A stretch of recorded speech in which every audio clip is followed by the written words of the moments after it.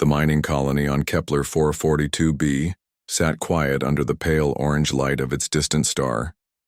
47 humans lived there, working the deep mines that pulled rare metals from the planet's rocky surface. The colony had 3 main buildings, a small power station, and not much else. Most people who came here were running from something back on Earth, or they needed money badly enough to live on a rock in the middle of nowhere. Jake Murphy was both. He worked the night shift in Tunnel 7, operating the big drilling machines that cut through solid stone like it was soft clay. At 32 years old, he had strong hands covered in scars and eyes that seemed older than his face. During the day, he slept in a small room that smelled like metal and dust. In the evenings, he sat at Murphy's bar, the colony's only drinking spot, and nursed bottles of synthetic beer that tasted almost like the real thing. Nobody asked Jake about his past, and he liked it that way. The other miners knew he used to be military because of how he walked and how he kept his gear. Sometimes when equipment broke down in dangerous ways, Jake would fix it with a calm that came from handling much worse problems. But mostly, he kept to himself and did his job. The colony had been peaceful for 3 years. Ships came and went, carrying metals to other worlds and bringing supplies. The biggest excitement usually happened when someone found a particularly good vein of copper, or when Pete Collins, the mining supervisor, got drunk and started singing old Earth songs badly. That changed on a Tuesday morning when the long-range sensors picked up something big heading their way. Linda Foster ran the colony. She was a tough woman from Mars who had managed mining operations on 6 different worlds. When the sensor alarm started beeping in the command center, she expected to see a cargo ship or maybe a patrol vessel from Earth. Instead, her screen showed something that made her stomach drop. 12 ships in perfect formation, each one the size of a city block. Dark metal hulls covered in weapons, military formation, unknown design. "Get everyone to the meeting hall," Linda told her assistant Bobby Chen. "Right now." The colonists gathered quickly. Miners still covered in dust from their shifts, families with children who looked scared, engineers who kept checking their tablets for news that wasn't coming. Jake walked in last, carrying his beer, and found a spot against the back wall. Linda stood at the front of the room and tried to keep her voice steady. "We have visitors. 12 large ships, military style, about 2 hours out. They've been broadcasting a message on repeat for the last 10 minutes. She pressed a button, and alien voices filled the room. The universal translator made the words understandable, but the tone was clear in any language. "Primitive humans of the mining colony. This is Commander Vex Thul of the Zephyrian Empire, commanding the Crimson Talon Squadron. You will surrender immediately and submit to Imperial authority. Your world now belongs to the Empire. Resistance will result in your complete destruction. You have 1 standard hour to respond with your unconditional surrender." The room went silent. Children started crying. Adults looked at each other with the kind of fear that comes when you realize your whole world just changed and there's nothing you can do about it. Bobby Chen raised his hand. "What do we know about these Zephyrians?" Linda shook her head. "Nothing. Good. I've been checking the databases. They've hit 17 colonies in the past 5 years. Each time complete conquest. The colonies that surrendered became slave labor camps. The ones that fought back got wiped out completely." "What about calling for help?" asked Mary Price, who ran the colony school. "Nearest Earth patrol is 6 days away. Emergency beacon would take 3 days just to reach them." Linda looked around the room. "We're on our own." Jake took a long drink of his beer and listened to people talk about things they couldn't control. Some wanted to surrender immediately. Others talked about hiding in the mines. A few mentioned fighting, but nobody seemed to know how 47 civilians with mining equipment could face 12 military ships. "How many soldiers are we talking about?" Jake asked from the back. His voice was quiet, but everyone heard it. Linda checked her screen. "Intelligence scan shows 12 personnel per ship, all enhanced warriors. The Crimson Talon Squadron is their elite unit. They've never lost a battle." "Enhanced how?" "Genetic modifications. Each warrior stands 8 feet tall, natural armor plating, enhanced strength and speed. They carry weapons that can level buildings." Linda paused. "Jake, I know you used to be military, but this isn't something we can fight. Jake nodded slowly and finished his beer. He set the empty bottle on a nearby table and looked around the room at scared faces and hopeless expressions. These people had come to this little rock to build something. Most of them had never hurt anyone in their lives. They were miners and engineers and teachers, not soldiers. But Jake remembered other hopeless situations. He remembered being told that things couldn't be done, that the enemy was too strong, that surrender was the only option. He also remembered proving those people wrong. The alien message played again, counting down their time. 53 minutes left. Jake walked to the front of the room. Linda looked at him with confusion and growing hope. I need to know about their ships, Jake said. Power sources, landing patterns, communication systems, everything we can scan. Jake, what are you thinking? He looked at the faces around him, scared people who deserve better than becoming slaves or corpses. I'm thinking these lizard boys just made a mistake. They think we're helpless because we're not military. They think we'll roll over because they have fancy ships and big guns. Pete. Colin stood up. So what do we do? Jake smiled for the first time in months. It wasn't a nice smile. We're going to teach them why you don't mess with humans. But first, I need everyone except essential personnel to get to the emergency shelters. This is going to get loud. You can't face 12 enhanced warriors alone, Linda said. Won't be alone, Jake replied. I'll have home field advantage, superior motivation, and about 3 tons of mining explosives. Plus, these aliens made one really big mistake. What's that? Jake's smile got wider. They think they're dealing with regular people, but sometimes, regular people can do extraordinary things when you give them no choice. Now somebody hold my beer, I've got work to do. The 12 Zephyrian ships landed in perfect formation on the flat ground outside the mining colony. Each ship was black as space and twice the size of the colony's biggest building. Steam rose from their hulls as they cooled in the thin atmosphere. The ground shook when they touched down, and every piece of equipment in the colony rattled. Commander Vex Thule stepped out of the lead ship first. He stood 8 feet tall with dark green skin that looked like natural armor plates. His eyes glowed, yellow in the pale light, and when he breathed, small puffs of vapor came from slits along his neck. The weapon on his back was longer than a human was tall. The other 11 warriors emerged from their ships. Each one moved with deadly grace, their feet making no sound despite their size. They had fought across 17 star systems and never lost a single battle. Entire armies had surrendered rather than face the Crimson Talon Squadron. Vexthal activated his communication device and spoke in the human language, his voice carrying easily across the mining complex. Humans of this pathetic colony, I am Commander Vexithul. You have 30 minutes remaining to surrender. After that, we will demonstrate why resistance to the Zephyrian Empire is futile. He paused and looked at the small buildings with something like amusement. Your primitive structures will not protect you. Your simple weapons cannot harm us. Submit now, and some of you may live to serve the Empire.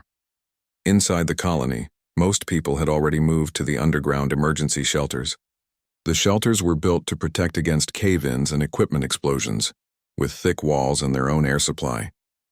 Linda Foster stayed at the command center to monitor the situation, while Jake worked quickly in the main equipment storage area. Jake had changed into old military pants and boots he kept in his locker. His movements were different now, focused, and efficient in a way that reminded Linda why some soldiers never really stopped being soldiers. He sorted through boxes of mining explosives, checking each charge and timer with practiced hands. You sure about this? Pete Collins asked. He had refused to go to the shelters, insisting someone needed to help Jake. No, Jake said honestly, attaching a timer to a block of mining explosive. But being sure about things is overrated. Sometimes, you just have to trust your training and see what happens.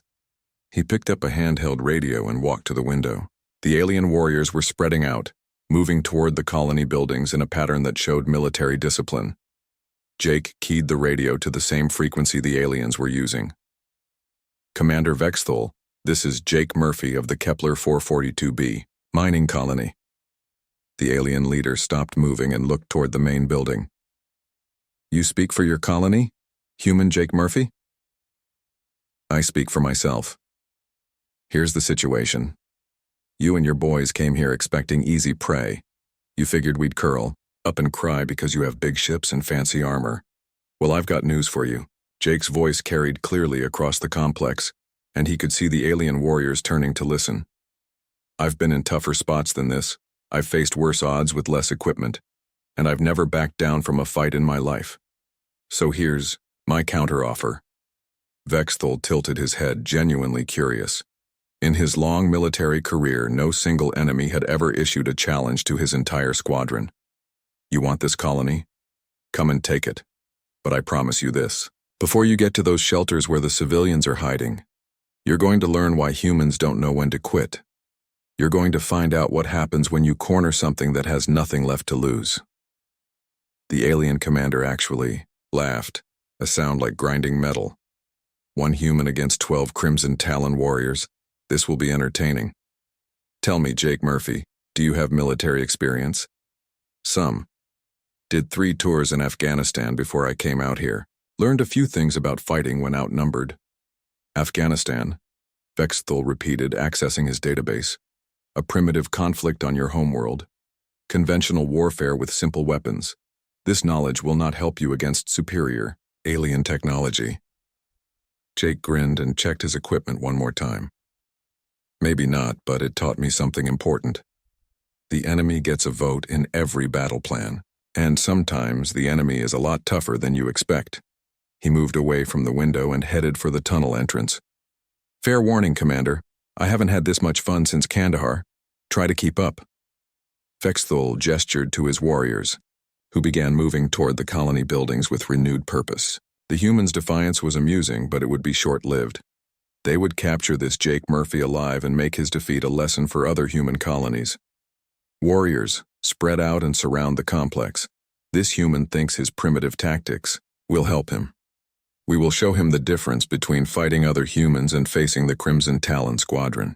The alien warriors moved with deadly efficiency, their enhanced senses scanning for thermal signatures and movement. They expected to corner their prey within minutes. Jake disappeared into Tunnel 7, carrying a backpack full of explosives, and wearing a smile that would have worried anyone who knew what he was capable of.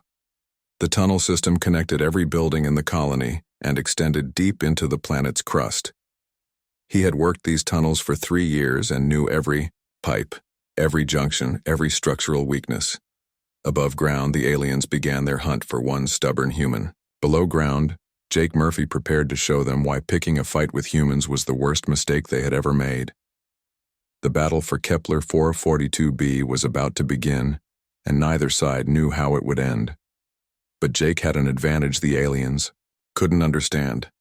He wasn't just fighting for his life. He was fighting for the right of humans everywhere to live free, and that made him more dangerous than any weapon they carried. The first Zephyrian warrior to die was named Krikstal.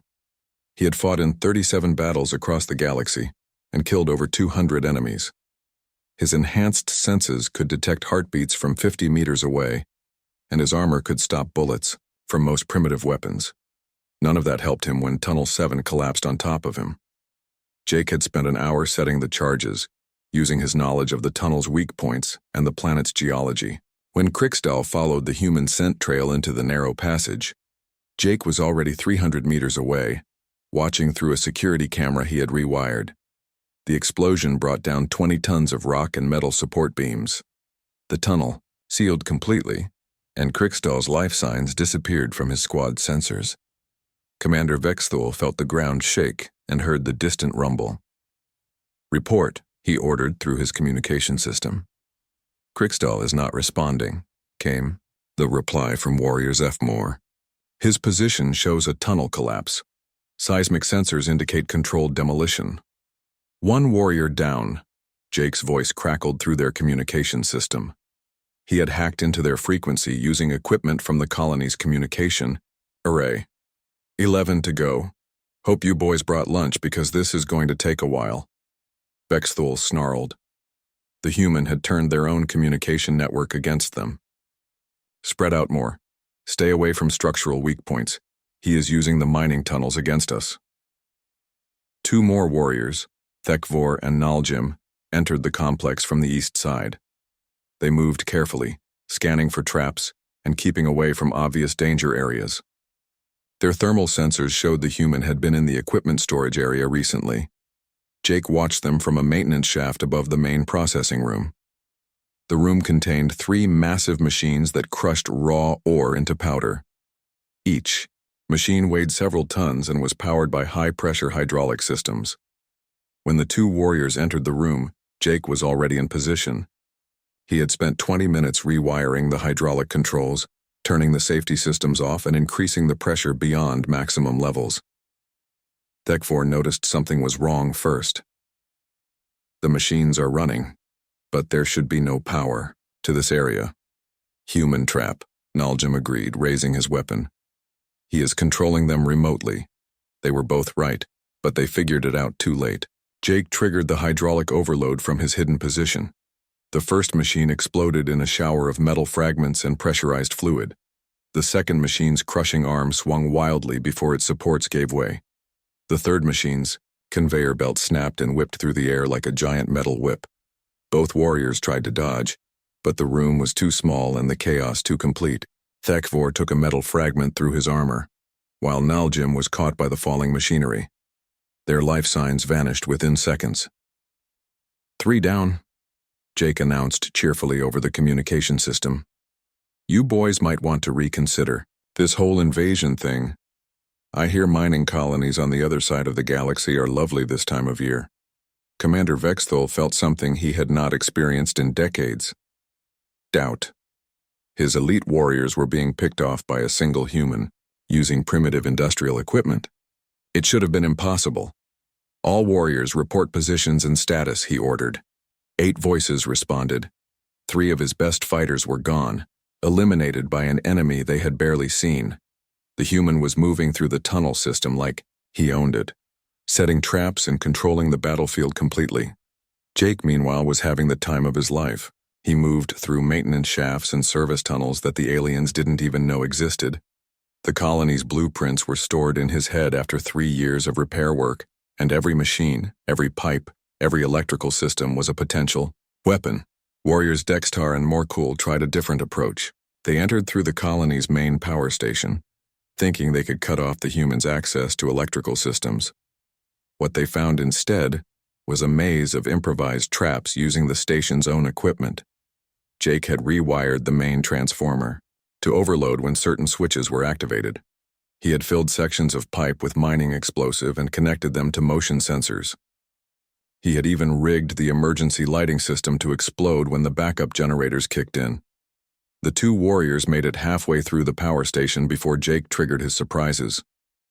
The explosions could be heard across the entire complex, and the power station's roof collapsed in a pillar of fire and smoke. 5 down, Jake's voice came through the communication system again. Getting worried yet, Commander? Your boys don't seem as tough as advertised. Vexthul was more than worried. He was beginning to understand that they were not hunting a frightened colonist. They were being hunted by someone who had turned their superior numbers into a disadvantage. Every tunnel, every room, every piece of equipment was working against them. This is impossible, muttered Warrior Keldon. How can one primitive human eliminate half our squad? He is not fighting like a human, Vexthul replied grimly. He is fighting like something much more dangerous. He knows this place better than we know our own ships. Every step we take is planned by him. Jake heard this conversation through their communication system and chuckled. He was currently in the colony's water treatment facility, preparing his next surprise for any aliens, brave enough to venture inside. You're learning, lizard boy, he broadcast back to them. See, the thing about humans is we adapt. Give us a problem and we'll find 10 different ways to solve it. Give us a fight we can't win and we'll change the rules until we can. He finished, setting his traps and moved on to his next position. 7 alien warriors were still alive, but they were scared now. He could hear it in their voices, see it in how they moved. They were making mistakes, getting sloppy, losing the discipline that made them dangerous. Fair warning, boys, Jake added as he disappeared into another tunnel. This was the easy part, now things get interesting. Commander Vexthul stood in the open area between the colony buildings, watching his warriors die one by one. 7 of the galaxy's most feared fighters remained, and they were all afraid. Fear was not something Crimson Talon warriors were supposed to feel, but Jake Murphy had changed the rules of engagement completely. "Commander," Warrior Beltak called through the communication system. "Request permission to call for orbital bombardment. This human is eliminating us faster than we can track him." Vexthul considered the option. His ship's weapons could level the entire colony in minutes, but that would mean admitting defeat to a single primitive human, and the shame would follow him for the rest of his career. Besides, the human had been quiet for too long. He was planning something new. "Negative," Vexthul replied. "We finish this on the ground. All remaining warriors converge on my position. We hunt together from now on." Jake heard this conversation from his position in the colony's main communication center. He had been busy for the past hour, not just setting traps, but gathering intelligence. The aliens' communication system was more advanced than human technology, but the basic principles were the same. And Jake had always been good with electronics. He activated the colony's main speaker system and began broadcasting on all frequencies. His voice carried across the complex and up to the alien ships in orbit. "Attention, Zephyrian Empire. This is Jake Murphy, current defender of Kepler 442b. I'm broadcasting this message to any Zephyrian vessels in range, and I'm copying it to every human colony within 50 light-years." Vexthul felt his blood turn cold. The human was not just fighting them. He was making their battle public. "Your elite Crimson Talon squadron came here with 12 warriors. As of now, 5 are dead. They died because they thought humans were weak. They thought we would surrender without a fight. They were wrong." Jake's voice was calm and almost cheerful, like he was discussing the weather instead of a deadly battle. "See, there's something about humans that other species don't understand. We don't fight because we're strong. We fight because we refuse to give up, and when you back us into a corner, we get creative." In the underground shelters, the human colonists listened with growing amazement. Linda Foster monitored the transmission while trying to coordinate evacuation plans, but she was beginning to think evacuation might not be necessary. To any Zephyrians listening, Jake continued, "You might want to reconsider this whole invasion thing, because if one human with mining equipment can eliminate half your elite squad, imagine what a whole planet of humans with military equipment could do." Jake switched off the broadcast and checked his equipment. The next phase of his plan required perfect timing and a lot of luck. He had been saving his best tricks for when the aliens got desperate, and desperate aliens made bigger mistakes. The remaining 7 warriors moved toward Vexthul's position, but they had to cross through the colony's central plaza. Jake had been working on that area for hours, turning it into the ultimate trap. The plaza looked normal. Flat ground, a few benches, some decorative plants that somehow survived in the thin atmosphere. What the aliens could not see were the charges, planted under every section of the ground, connected to pressure sensors and motion detectors. But Jake's real masterpiece was not the explosives. It was the colony's geothermal system. Kepler 442b had natural hot springs deep underground. The colonists had tapped into them for power and heating. Jake had spent 2 hours redirecting the flow of superheated water and steam, creating a network of pipes that ran just beneath the plaza's surface. When the first warrior stepped onto the plaza, pressure sensors detected his weight. When the second warrior joined him, motion detectors tracked their movement. When all 7 warriors were in the center of the plaza, Jake triggered his trap. The ground erupted in steam and boiling water. The explosives created cracks that channeled the geothermal flow upward. In seconds, the plaza became a hellscape of superheated vapor and unstable ground. 2 warriors, Vexmore and Kiljan, fell into cracks that opened beneath their feet. The boiling water found gaps in their armor, and their screams echoed across the complex before their communication systems went silent. 3 more warriors, Dulkep, Rixnall, and Sektul, were caught in the steam cloud. Their enhanced vision became useless, their breathing apparatus clogged with vapor, and their weapons overheated in the extreme temperature. Jake's voice came through their communication system, calm and instructional. Geothermal energy, boys. Humans have been using it for centuries. The water down there is hot enough to melt metal. Your armor might be tough, but physics is physics. The three warriors stumbled blindly through the steam, trying to escape the plaza. Jake had prepared for this too. Motion sensors tracked their movement, and small explosive charges created more cracks in the ground, releasing more steam and making the footing even more dangerous. One by one, their life signs disappeared from the surviving warriors' sensors. Commander Vexthul and Warrior Jektul were the only ones left.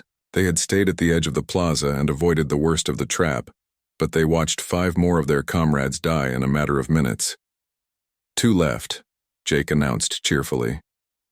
Commander, I'm starting to think your elite squad isn't as elite as advertised. Maybe you should stick to picking on defenseless planets. Vexthul's rage finally overcame his tactical thinking.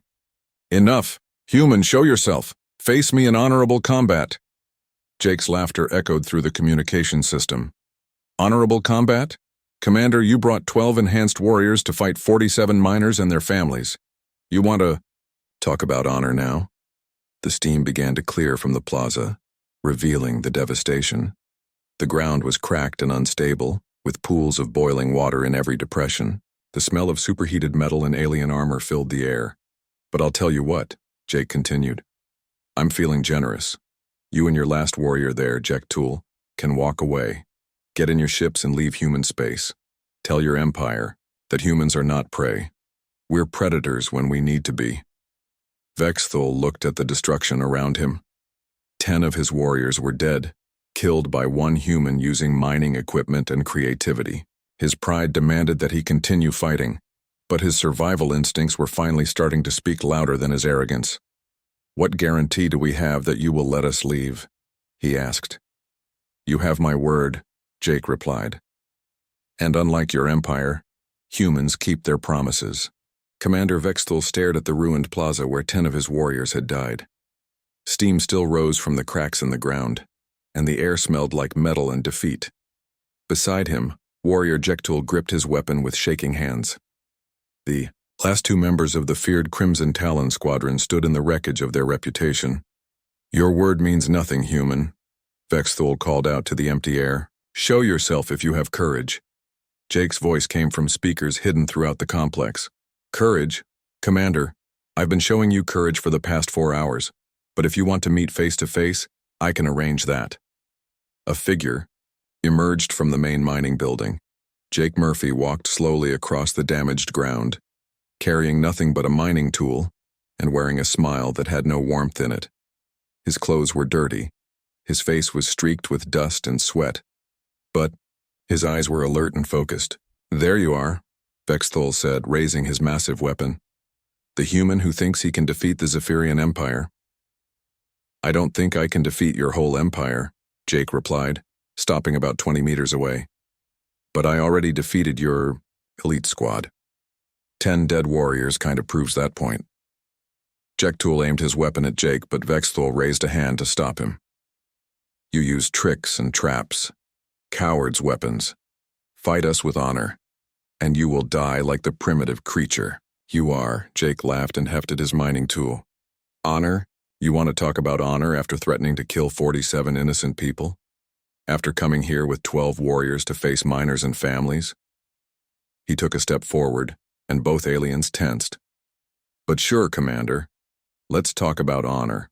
In human culture, honor means protecting those who can't protect themselves. It means standing up to bullies even when you're outnumbered. It means fighting for what's right instead of what's easy. Enough words, Vexthul snarled. Face us in combat. Already am, Jake said, and pressed a button on his mining tool. The ground beneath Jektul exploded. Jake had planted one final charge under that exact spot, saving it for this moment. The alien warrior disappeared in a cloud of dust and debris, his life signs vanishing instantly. Vexthul spun toward Jake, but the human was already moving. Years of military training and 3 years of dangerous mining work had kept Jake in excellent shape. He dodged the alien's first shot and closed the distance between them. The Zephyrian commander was bigger, stronger, and better armed, but Jake was faster smarter, and angrier. When Vexthul swung his massive weapon like a club, Jake ducked under it and drove his mining tool into a gap in the alien's armor. The tool was designed to cut through solid rock. Alien armor was tough, but not that tough. Sparks flew as the cutting edge found its mark, and Vexthul roared in pain and surprise. Impossible, the alien commander gasped, stumbling backward. No primitive human can defeat a Crimson Talon warrior. In personal combat, you keep using that word, Jake said, advancing steadily. Primitive. I don't think it means what you think it means. He feinted left, then struck right. The mining tool's cutting beam sliced through Vexthul's weapon, leaving the alien commander holding a useless piece of metal. See, the thing about humans, Jake continued, backing the alien against a wall, is we learn from everything. Every fight, every mistake, every small victory. You've been conquering primitive species for so long, you forgot what happens when you meet something that fights back smart. Vexthul tried to grab Jake with his bare hands, but the human was ready. He rolled aside and triggered another hidden explosive. This one was small, just enough to knock the alien off balance and crack his armor further. Your empire made a mistake coming here, Jake said, pointing his mining tool at the fallen commander. But I'm going to give you a chance to fix it. Vexthul looked up at the human standing over him. This primitive creature had eliminated his entire elite squad using mining equipment and creativity. It should have been impossible, but the evidence was scattered across the colony in the form of dead warriors and ruined equipment. What do you want? The commander asked. Simple. You get in your ship and leave. You broadcast a message to your empire telling them that humans are not easy prey. You explain that attacking human colonies is a bad idea, and you never come back. And if I refuse? Jake smiled and activated his mining tool. The cutting beam hummed to life inches from Vexthul's face. Then you join your warriors, and I send that message myself using your communication equipment. Your choice. For a long moment, the two faced each other. An alien commander who had conquered 17 worlds, and a human miner who had just proven that technology and genetic enhancement meant nothing against human determination. I will do as you ask, Vexthul said finally. But others will come. The Empire does not forgive. They will send larger fleets, more warriors. Let them come, Jake replied, helping the alien commander to his feet.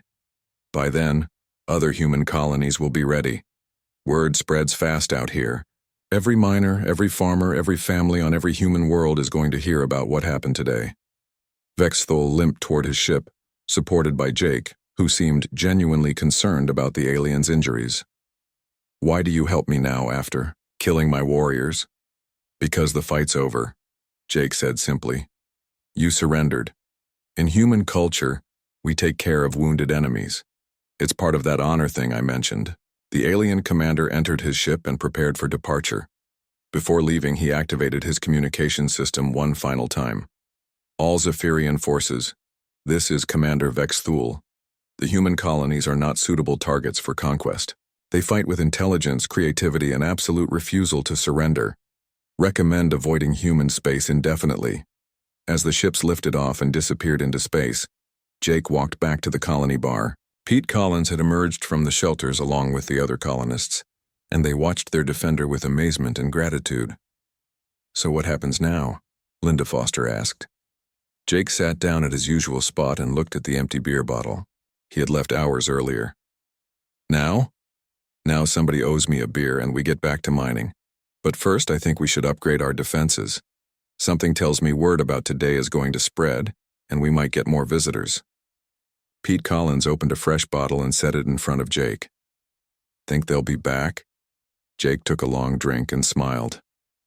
Maybe, but next time they'll bring a lot more ships and a lot more respect. Today the galaxy learned something important about humans. We don't know when we're supposed to lose. The story of Jake Murphy and the Kepler 442b colony spread across human space within days. It became a legend that inspired other colonies to prepare their own defenses. And whenever aliens threatened human settlements, someone would always say, the words that had become a rallying cry for the species, "Hold my beer."